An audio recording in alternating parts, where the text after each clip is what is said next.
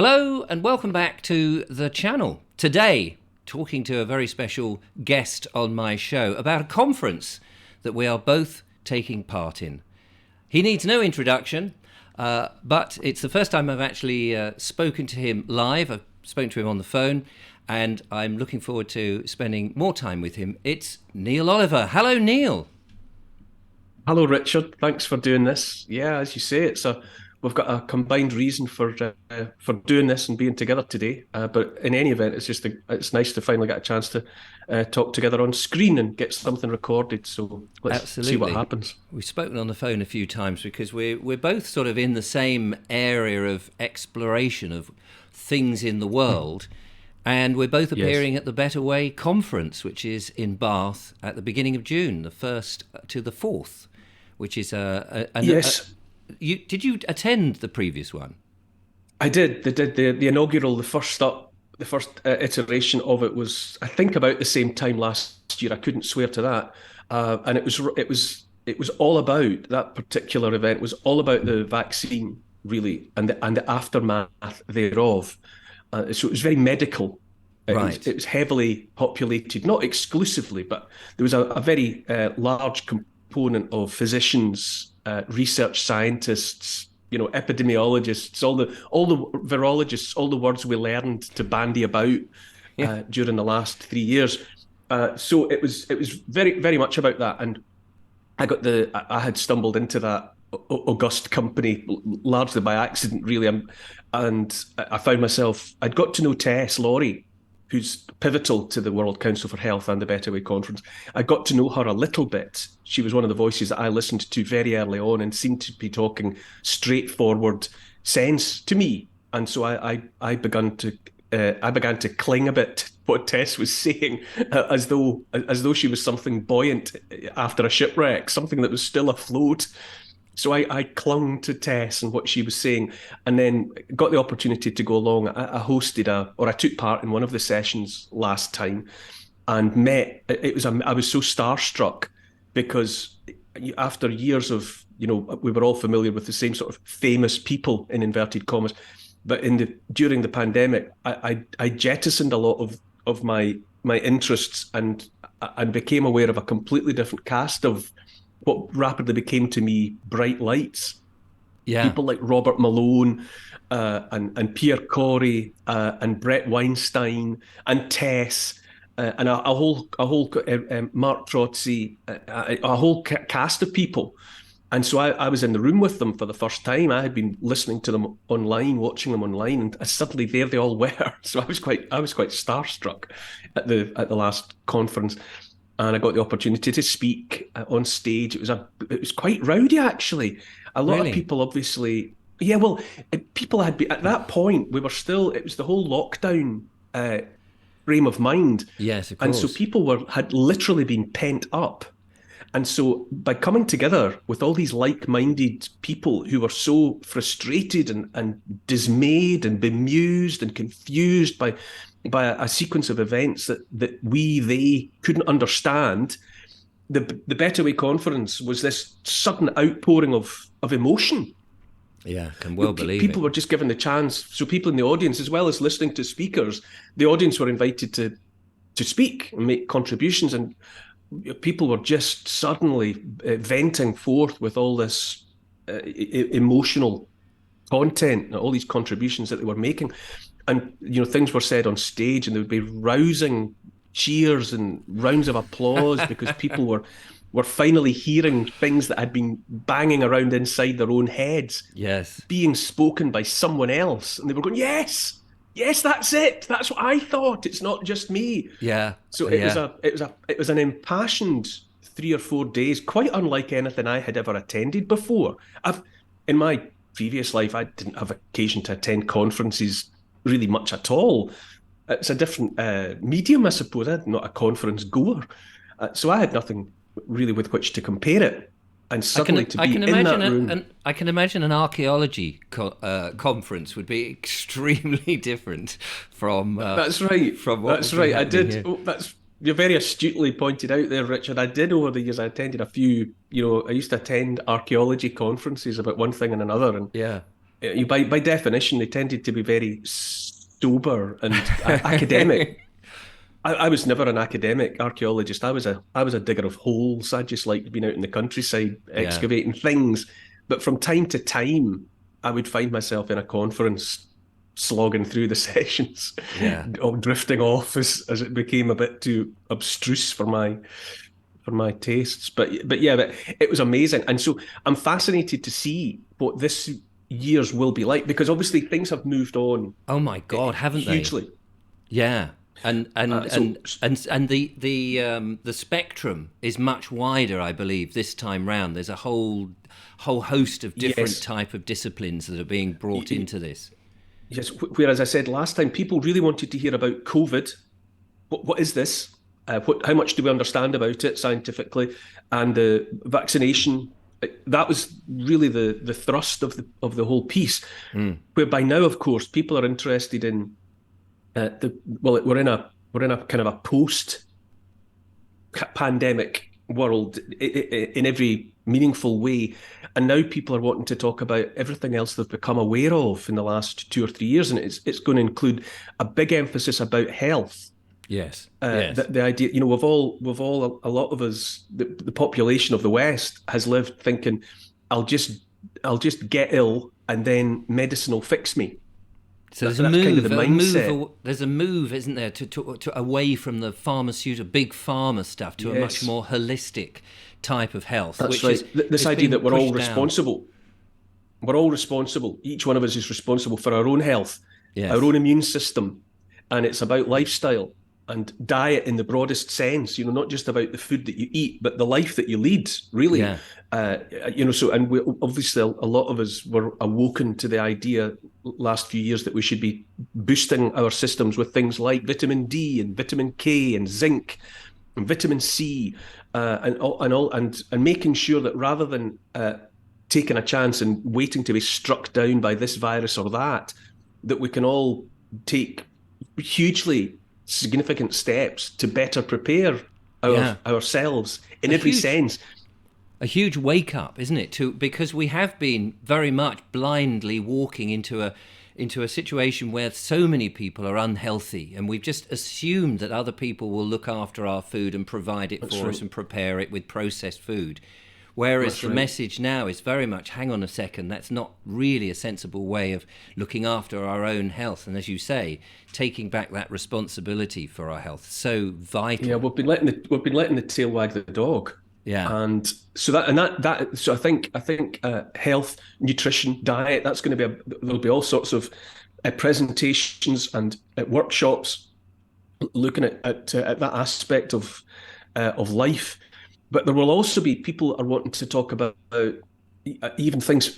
The freedom to transact is on a lot of people's minds with the yes, threatened advent of digital IDs and central bank digital currencies and cryptocurrencies. And a lot of people are thinking, if they take cash away, for example, will there be an alternative means by which we can do business with one another at the most modest level, just yeah. acquiring food and other necessities, or what about how else can I function as a transacting person in a financial world that seems to be going through an unprecedented period of flux.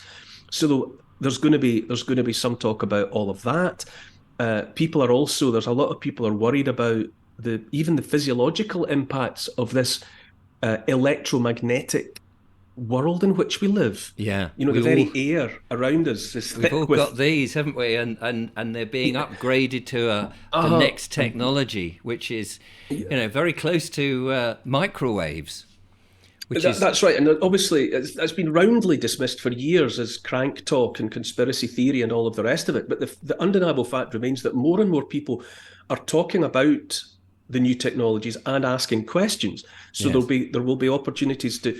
I mean, the reality is that we do live in a you might say an electromagnetic matrix. It's in the air around us all the time. yes, All these things that we send from our smartphones and from our keyboards, they don't get to their destinations by magic. no, They get there through, various frequencies. Yeah. And people are asking fundamental questions about, are we vibrating at the right frequency anymore? And Or hang conversations on, that Richard. I'm just going to do what I always have to do in the Middle yes. East. I have to let one of my dogs in. Hang Oh, on. right. Yeah, yeah, no problem. That's it. And Right, come on, Here you go. Come on. he's gone Come on, off line in. to let one of his dogs in. Let's have a little look. There we go. Oh, look at that. There we go. Which one is that one? That the one who was peaceably lying on the floor is Gracie, and Oh, the one who brilliant. just came in and joined is the younger one, Jessie. So if anyone who talks to me via one of these online platforms, this is what happens. This is My what happens. dogs come and go. And that's brilliant. Yes, But that's life, isn't it? That's what I like yes, about this, away from the mainstream, because, of course, you yeah. are a host on GB News, of course, but away from all of that very slick, highly scripted stuff, you get the real life here in the alternative world, and you just get so many Richard, different views. I don't have a slick bone in my body. I was never cool, and I think that ship But has that's sailed. what makes you So cool now, though, Neil. I think that's what well, people love about you, because television, the mainstream media has become so slick and so narrow focused in their yes. in their narrative. And when somebody like you comes along and doesn't quite, the square peg in the round hole, is a breath of fresh air, and you dare Well, to say things. I can reflect that back at you, Richard. I mean, likewise, you're like me. You've built that studio there that you're sitting in. I'm talking to you from the office where I sit and write my books. I'm Fantastic. surrounded by my bookshelves all around me and above me, and we neither of us are even attempting to pass ourselves off as mainstream. And what when I spoke about how I became aware of people like Tess and people like Brett Weinstein and so on and so on, I had long before the whole pandemic debacle enveloped us all. I was watching, as I'm sure you were, all sorts of stuff online. Yeah. I'd become aware of the infamously or famously the intellectual dark web. You remember Yes. that? The Yes. Sam Harris, Eric and Brett Weinstein, Jordan Peterson, Joe Rogan, all these people, and the Joe Rogan experience. I had long been pulled into watching the Joe Rogan podcasts, and suddenly, or not really suddenly, by a process of accretion, really, or osmosis, I realised that where we had been sort of brainwashed into thinking that people's attention spans only lent themselves to a 3 minute chat about this before, galloping on to the next topic and the next talking head. People like Joe Rogan and the conversations that he began hosting, as did all of those people, Sam and Yes. Brett and whatever, you realise, my goodness, not only do I want to listen to people talk for 3 hours, maybe, I know. so does a huge. I mean, Joe Rogan's got an audience in the tens of millions, far bigger than any, MSM broadcasters in the US. I mean, he's bigger on his own, Yeah. and you think, God, why have we been truncating conversations to a few moments when, as it turns out, you don't need multi-camera shots, all slick, all the rest of it. You need some people in a room, a couple of microphones, and a locked-off shot. And if the content is engaging, people will Yes. listen to it until the cows come home. Absolutely. I mean, I've had the experience where I've been talking to someone and I sort of go, and I think to myself, well, we've been talking now for an hour. I need to wind this up. And then I'll get in the comments, Richard, there's no set time. You could have just carried on. What Yes. they didn't realise, of course, was that I'm in a 2 up, 2 down Victorian house, and this is the old biggest room in the house where I've built the studio. And during those early months that I was doing this in January, February, it's very cold because there's no heating. So I've got a space heater that heats it up before I start the show. And throughout the conversation, by about an hour, it's got really cold, and my bladder has begun to shrink. So the reason I say, I've got to wind it up now, is because I've actually got to visit the little boys' room. Nature calls. Nature calls. So, I mean, tell me, Richard. I mean, I've just been talking about what obviously I was at the conference last year. What are Mm. you thinking about in relation to how did you get how did you stumble into the into the company as well? You've done it after, for number two. I did it, for the first one. What was your path to this place? Well, as you know, I'm quite new to this whole talking about the world. I used to go around looking at trees and landscape, heritage, and nature in my videos on YouTube, and just built up a small following. Then the thing that kicked me off is reacting to an episode that you'd been on GB News in November last year, where you said, as the fuel crisis was building up, should we not just not pay our bills? And so I put a video out flippantly more than anything else to say, is Neil Oliver right? And so much reaction, so much reaction to that. So then I just carried on asking questions, and I thought it would be great to interview a few people. And so I was doing that, and then as I started to do that, more and more people said, "Oh, Richard, would you interview me?" Or "What about so and so?" And so I just kept that going. The diary kept getting bigger and bigger, fuller and fuller rather. And Tess Laurie was one of the people I spoke to, and I interviewed her, and it went very well. And then she wanted to tell me a bit about the conference, so we did another one. And then she just said, just offhand, she said, "Oh, you should host one of the panels." So I said, "I'll be delighted." And the next minute, I'm now hosting two of them. So it came as a big surprise. So there's a and what are your expectations? What are, when Do you know? I have absolutely no idea. How do you foresee events? I have no idea, because I had a conversation with Tess the other day, and I thought she might go through how the panels were supposed to work. Now, I know I've got Andrew Bridgen, who I've also interviewed and I've spoken to many times since, and Will Keat, who's about constitution and sovereignty and that sort of thing. So I do know those two, and then there's a number of other people who I've never met, and I don't really know what their disciplines or their specialist subjects are. So I'm really good at that. I'm really interested in that. But my past as being an entertainer, as long as I don't have to have the specialist subjects and I can defer and just sort of moderate the platform for the conference, then I feel I should be okay. I don't think people are going to be listening to my views. I don't think they want to hear those. It's the specialists who are down there. But I think you did it, did you not? The same thing last year. Did you host a panel? Do you know? I certainly, yes, I did host, and I spoke. It's all a bit of a blur, honestly, Yes, for the aforementioned reasons. Because I went in and I was slightly sort of sideswiped by it, by the effect that it had. I've got these sort of dim recollections of being on stage multiple times, talking and taking part in. I don't know, but yes, I was just part of it, and I think you're absolutely right. I know you're absolutely right. People like yourself, people like me, are there as interlocutors. We can facilitate the chat, and I think I always think of myself as, on GB News and everything else, I always think of myself as representing the reasonable chap. Yeah, absolutely. I'm informed up to a point. I'm not a specialist, but I've read a lot because I'm interested, and I think sometimes specialist people, they kind of need almost subconsciously reminded of the level that maybe other people in the room are actually at. Yeah, no, I agree. And so we're in that position to chip in and say, that word you just used, what does that actually mean? Yeah, and I do. I mean, I don't know what they're talking about now, so I better clarify. I better make sure everybody else does. So. Exactly, and I've been learning a lot of that doing this mad interview, one or two a day. And people are talking about something, and I think, well, there's a member of the audience who, if I don't know it, then I'm sure somebody in the audience watching also doesn't know it. And I don't mind admitting my naivety and saying, hang on a second, what does that actually mean? Because very often I've got an idea of what something means, but I haven't looked it up.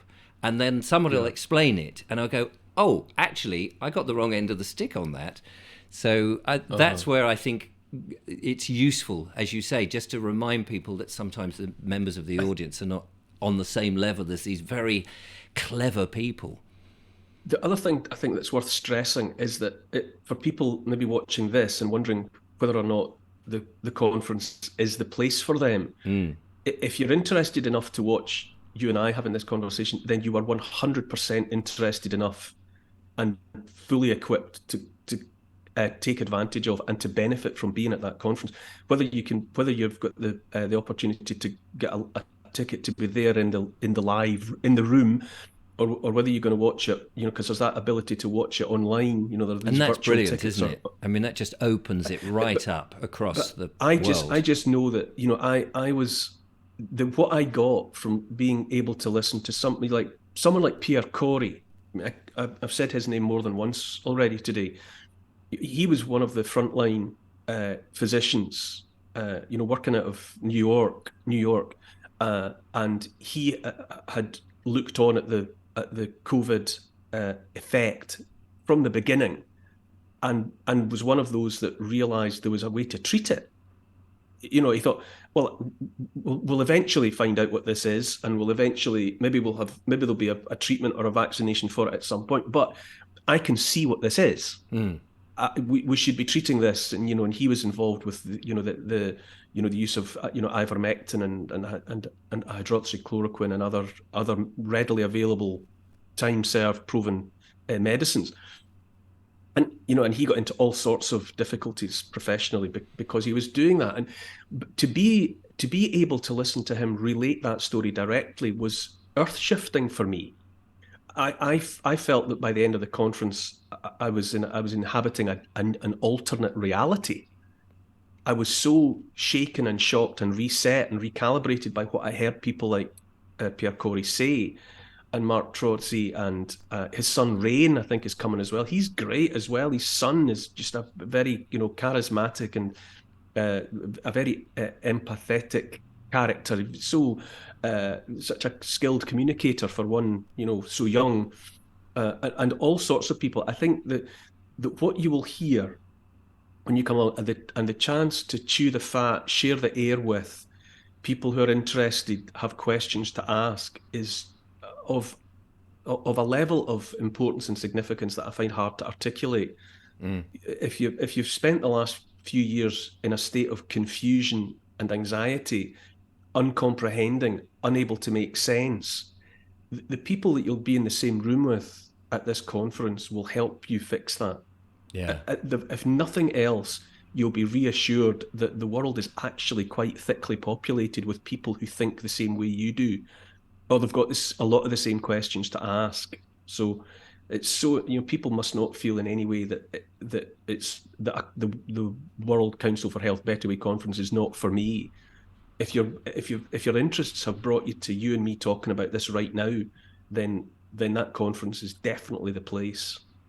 And also, I think if you've been to something like that, you're so much more inspired that you'll start to talk to your own community and put it into their terms as well, because it may be bits of it might be a bit technical and what have you, but when you come away and you can spread that news and give lots of people hope. So what's happened to the world in the last 3 years is so big, it's all encompassing. It touches every facet of life, technology, health, medicine, our relationship and our trust or absence thereof of the entire sort of medical community. It's such a big subject area that I certainly feel at times that I don't know where to start. Oh, I know. I think what should I be focusing on? Should it be digital currencies? Is that where the real trouble is, or is it health? Is it vitamins? Is it supplements? I'm running like a bull in a china shop, crashing about trying to see what I should focus on. And so by attending something like the conference, you might take part in a workshop or attend a session and think, this is where I need to be. Absolutely. I mean, I feel often with all of this is that I'm relearning everything because so much has been upside down. Because we've gone to the doctor, you get the pills, you swallow the pills, and you get on with life, and you don't really think about your own holistic lifestyle. And yet this is a way of understanding you and how you interact with the world and what things are good and not so good, toxins and things, and how you might approach it in a better way. And so you're absolutely right. And there's all those heroes to talk to or meet or watch. and know they're not just a 2D image on your phone as you've watched them, on the bus journey somewhere. I know. I mean, obviously, people will be taking part virtually for all manner of reasons, and there's only so many spaces in the room. Yes. Inevitably, lots of people will be taking part virtually. But I think it's worth. I say all the time now that I think a lot of the solution to the future is analog. We've lived and live in a digitized world where we take a lot of our content. Well, we take all our content really from one screen or another. And, obviously with the advent of artificial intelligence, and they're already saying that things like ChatGPT are being programmed to lie to us. Yes. The big tech is already in a position to, when they next want to broadcast to the world, they can tell us anything. Or this is what part of what's being discussed around the area of artificial intelligence. And so, in short, I think opportunities to be in the room with people are of fundamental importance. We hear all the time now about conspiracy. Conspire etymologically means to share the same air. Where your heads are so close together as you're whispering that you're sharing breath, conspiring. And it's so reassuring when you're actually in an auditorium and the people are right there in front of you. There isn't a screen in between you, and you think this person is really saying this right now because I can see them. I can see the perspiration on their forehead. They are real, and so whatever else, I need not be questioning whether or not that's the real person really saying this to me. And I think in the months and years ahead, I'm already determined to take advantage of as many opportunities to be physically in the same room as the people that I'm listening to, because I'll have that direct contact with them. And I think, well, I think the future's analog. If you're doubting the veracity of what you're hearing, and if you're worried about the truth, well, you can fight your way through a lot of the undergrowth to a more trustworthy perception if you're just in the room. Yeah, I mean we're quite lucky. I'm going to. I don't know how old you are, but I imagine that we're in a similar. I'm 56. Oh well, there you go. You're younger than me. It's fine. But my children are in their late 20s and 30s. They've been brought up pretty much in the digital world. I have one foot from my childhood in the analog world, and I have one foot in the digital world.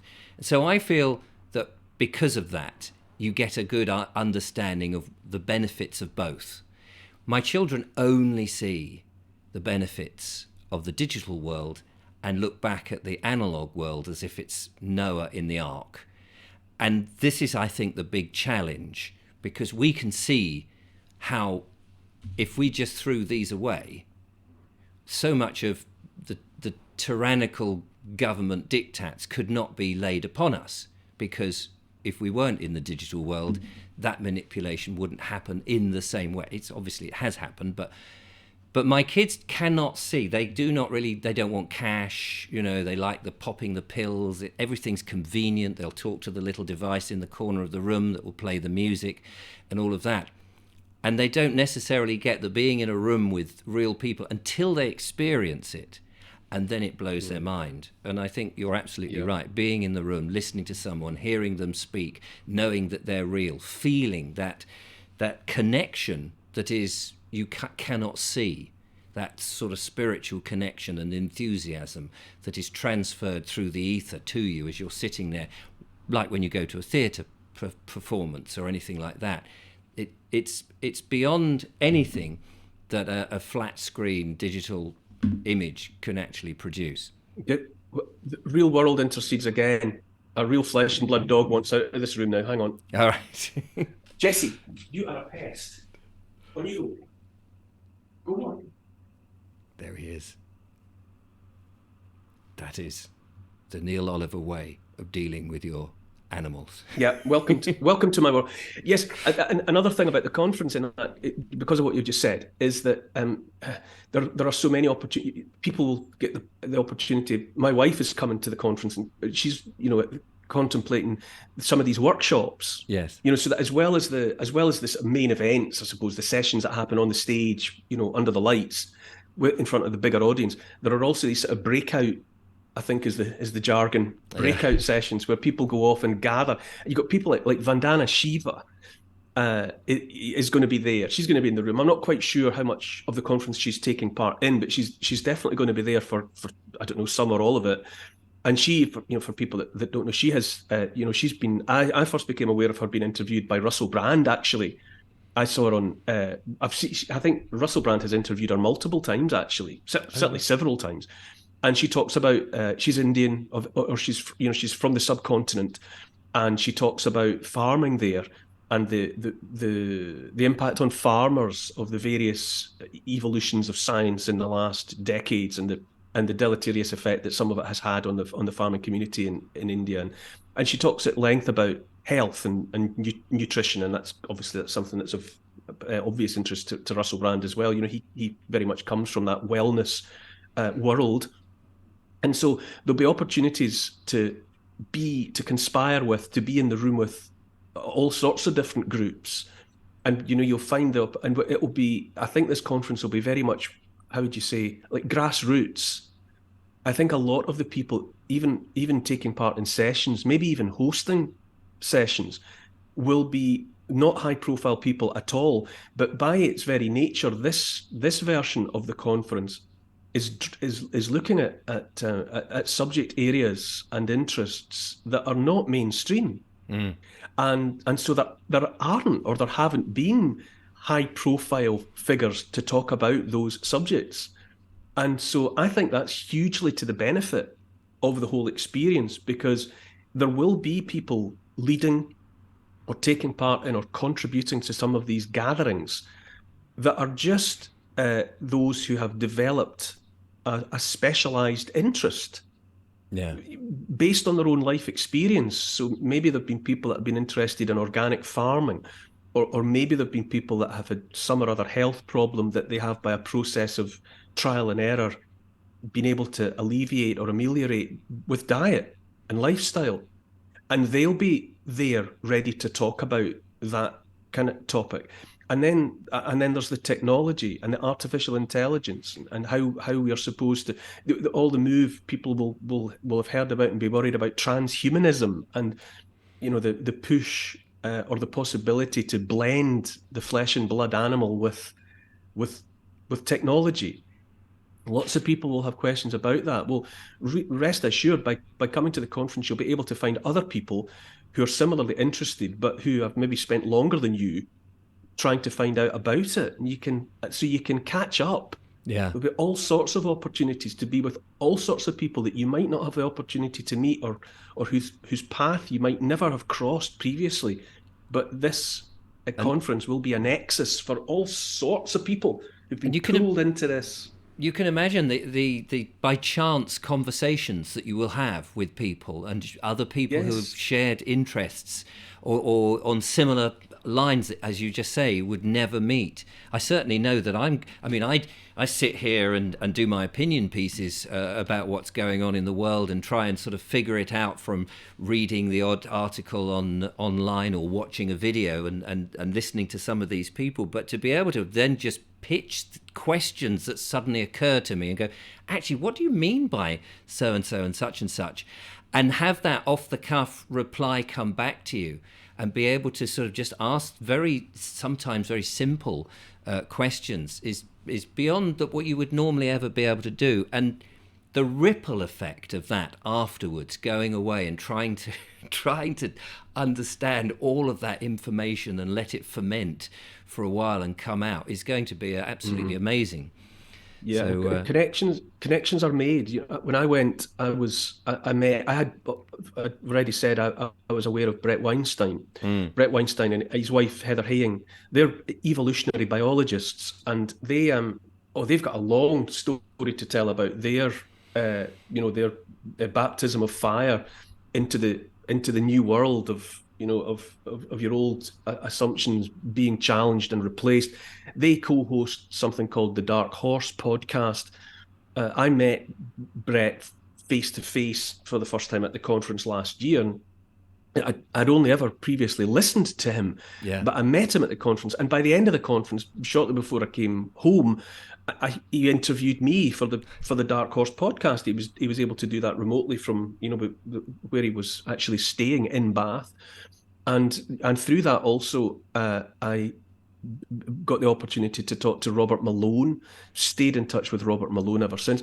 I had watched. A great awakening for me was watching Brett Weinstein's Dark Horse podcast when he spoke to Robert Malone and Steve Kirsch, who's an entrepreneur, a technologist, I suppose, but he was also he was very interested in the repurposing of medicines, and so he was involved in the whole the whole bit about ivermectin, and Yeah. his response to the COVID uh, story was, okay, what do we already have? What's in the toolbox? What's in Yeah. the medicine cabinet that just because that cream works for a skin condition, would it work for something else? Has it got hitherto untested potential?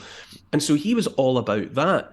And they did a three-headed conversation that ran to, it was like 3.5 hours. And my mind was blown by it because of the contribution that was coming from Brett Weinstein with his expertise as an Yes. evolutionary biologist, Robert Malone as a physician, a frontline physician and research scientist, and Steve Kirsch, who came from another discipline altogether. And then at the conference, I met Brett, and he put me in touch with other people and other people. And so, having only before the conference listened to them online, I came away from it being in direct contact with them and all the other people besides. It was this absurd networking opportunity, Yes. really, to take your circle of people in whom you're interested from 3 to 30 to 300. I mean, it balloons like a puffball overnight in a field. So people can come along and they can book their tickets online. They can do the interview, the internet The remote virtual, version. yeah, the And of virtual course, ticket, you've yeah. got different tiers of tickets depending if you want to come for the whole duration. Which, if you can afford it, then and you can find somewhere to stay and all of those things that might be required. Yes. What an amazing experience! But even if people can only come for the one day for one session, they're going to get such an insight into Yes. all of what we've just discussed, and will Yes. be so rewarded by it. It is, and it's so valuable at this time in this world at the moment, with everything very questionable, and people not quite sure which way up they are. It will be an amazing experience, and I'm just going to absolutely kick back and enjoy it, and obviously do my hosting and hopefully not make too much of a crass mess of it, not really knowing all the people there and all of that. So a bit nervous of doing that. My partner, the lovely Julia, will be there as an extra pair of ears and eyes, because you just want to take it all in, and so no doubt Yes. she'll be then. And you can imagine the conversations in the evening. It would just be absolutely incredible. So Yes. I mean, I think we've all of us gone through a period of feeling that we don't understand. We're confused, lost, frightened, anxious. I felt for the longest time, still do to some extent, that the floorboards had been kicked out from under me and I was in free fall. For a long time, I had that feeling in my stomach that you get when you go over a bump in the road. You have that brief moment of weightlessness. yes, And to some extent, I still feel that I'm still falling. I'm do still you? waiting to land on solid ground. So, for anyone, who feels that that they don't know enough, or they don't have enough understanding, join the club. Mm. And we've been thrown into a completely new world by all of this. And the better way philosophy. I mean, that sounds a bit grandiose, doesn't it? I don't really mean philosophy, because that's a word that I suppose is maybe off-putting for some people.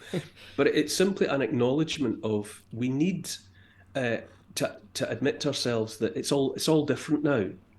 And it's kind of like, when you go to London for the first time years ago and used to buy an A to Z. Yes. Those days are gone now because everyone's got, Google Maps and whatever Yeah. that talk you from place to place. But you used to, or you go to a foreign country, you go to Rome or something, and you'd get a handbook to just give me a clue about where I should go, what's going on here. We've all arrived in a new country, so to speak, and we're all a bit lost, and we all need to, ask the locals, people who've been there for a bit longer than us, where should I go? What should Yeah. I eat? What things must I make sure that I definitely see that I don't want to miss, but that I don't even know exist? And something like the Better Way conference it provides that. If you just feel as if you don't know which way is up, then here's an opportunity to be in amongst people who were that lost. They've they've done a bit of self-navigation, and they've found out a certain amount, and they will share that information with you, Yeah. and they can connect you to other people who know other things about other places. That's what it's like. The Better Way conference is a handbook for the future. I'm really excited about it because I've gone through a lot of fear myself, and I know my viewers who've written to me have been quite fearful about the current times and things. And just knowing that there are people out there who have specialist knowledge that are looking at solutions and are reminding us of things that we used to do that actually we should be doing. I'm really excited. I mean, as the days approach the conference, I know it's going to be an amazing thing, and it just sets it up for the future, because there's certain things that make you feel a bit down and depressed about, but this sort of thing is there to combat all of that, and so yeah, I'm really buzzing, and I'm going to get Yes. to meet you in person, which will be Yes. fantastic. Yes. And all these other fantastic people. So I would definitely, to anybody watching this, I know we've been talking about it as if we're being paid to promote it, but that's not really the case. It's just that thing, that this is something that's so needed right now. Yeah. But that's actually sort of worth stating. I mean, like we're all of us stumbled into. I mean, I started doing podcasts a couple of years ago just for something to do. I had a friend who I worked with in television, and we were both kind of at a loose end because it was lockdown and there was Yeah. no work and everything was shut. And we started doing it. And people are gathering together in these virtual spaces to talk. That's what it's about. And that everyone's turning up as far as I know, everyone's turning up at the Better Way conference just to be there. There's no Yeah. there's no remuneration involved. It's just the desperation. What's of value Yes. is the information, is the experience of being able to encounter people and go and listen to them say something and think and actually say, "Oh, thank God, it's not just me." Yeah. Yeah. And and can you help me understand the following? That's what it's all about. And yeah, I mean, I think somebody said to me a couple of years ago now, someone that I met during the course of this, someone who's, let's say, involved in things financial. And at one point, almost as a throwaway remark, I said, if I had any money, what should I be investing in? And he said, and I've never forgotten this, he said, the commodity of real value from now on is going to be connections. Connections that you have to people who know something you don't. That's the new marketplace. It's going to be ideas, information, and the opportunity. And so the more people, if you've got it, get out there and buy your gold bars and invest in your oil wells if you've got it. But the real gold is going to be connections, Yeah. networks, and this conference provides that. Here's an opportunity to be in a room with hundreds of people, and some of them or all of them, but certainly some of them will be the sort of people that you might need to be connected to in the months and years ahead. I will put the link for those watching in the description, and of course, and you'll be able to log on to the website. It's all very easy to navigate. You'll be able to see exactly what's going on, all the different guests and what have you. You'll be able to discover which panels that I might be hosting, and you might want to avoid those if I cock it up. But the people, as you say, absolutely brilliant. And you're emceeing this, aren't you, Neil? You're bringing it all together. I So it's am. all on your shoulders, really. So Thanks, Richard. that's all right. Thanks for reminding me of that. No, that's quite all right. Worse yet, at last year the MC was Del Bigtree. Now I don't know how much you know about Del, but he's an I don't American know. Yeah, I don't, never heard of broadcaster. him. Yeah. His DNA goes back into mainstream. I don't know, Fox and what I see. Right. Whatever. What is it? CBS. Whatever. CNN, Whatever. CBS? He was CNN and all of that. He goes all the way back into that, and now he's not. Now he's out on his own. He's found himself out on his own platform, and to say he's a larger than life presence is not to do it justice. Oh, right. So, I being the next MC after Del Bigtree, I feel as if I'm following an act that featured King Kong fire eating. Del Bigtree's ability to hold attention was unparalleled. And now I go stumbling out into the spotlight to make my cack-handed attempt to follow that. So I'm sure you'll have a whole load of excruciatingly funny gags, hillbilly dance routine, and all of that. We'll see. It's going to be great. It's actually going to be great. Neil, thank you so much for talking to me and joining me in today to talk about the conference. It's such an exciting thing. It's going to be like no other conference that I've ever been to, as we've alluded. So on a last note, if you haven't got your tickets, do have a look at the website. I think it's definitely worth considering. And if you can't get there, if you're in different parts of the world, just be aware that there is the streaming version, and you can pick and choose. I don't know how it works, but I assume you can pick and choose and do however it works. Get the stuff and be part of it. Yes.